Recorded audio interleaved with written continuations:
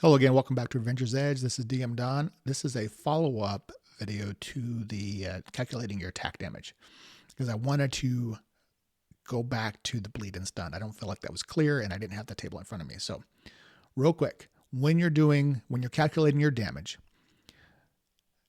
every weapon has just a couple of attributes, right? You've got your damage types, and that damage type determines what secondary effect it does. So you've got your damage range and your secondary effect. So in this case, like we said, bronze longsword was a slashing or piercing weapon, right? So he can do either one depending on his attack type. So let's say he's doing a thrust. The secondary effect is bleeding. So there's a little chart here in the combat section. So next to your weapon, you're going to need to just have this notated. It'd just be easiest to have this damage effect filled out here. So with a piercing attacks do bleed, stun.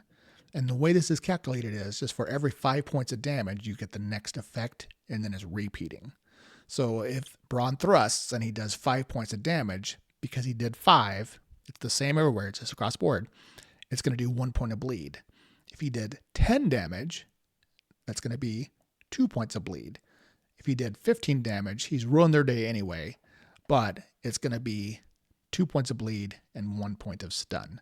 So you can see some weapons just do stun, some do just bleed, some do both. So there's some heavier weapons, you see where it says BS, where if they do 5 points of damage, they do one bleed and 1 stun straight out of the gate. So that's how that works. You see if it's a force attack, maybe you get hit by a magic bolt. For every 5 points of damage, it's going to do just 1 point of stun. So it's repeating. So if you did 15 damage with your magic bolt, it's going to be 3 points of stun.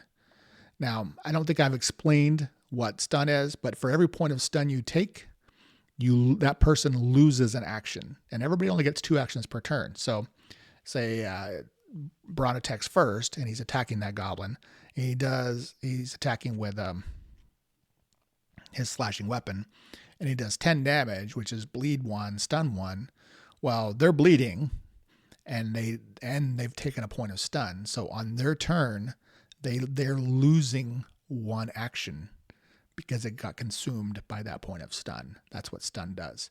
So if somebody takes 2 stun before their turn, they don't get to act. Now you can still move, and that is true. Although for each point of stun, you also lose one combat move. So let's just say you have 4 total combat moves. We'll just say that your typical 6 foot tall person has 4, and they get blasted by a magic bolt for 10 points of damage and 2 stun, and then it's their turn.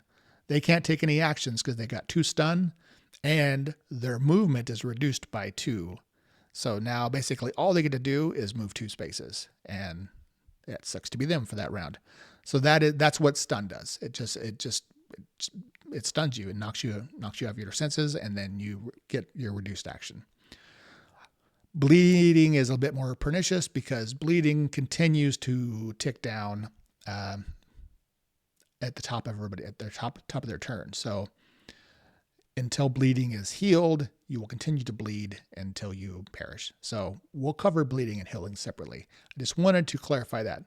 That should cover pretty much what you need to know. We didn't cover wounds yet. I should have covered wounds under critical hits, but I'll do that under a separate video. Thanks.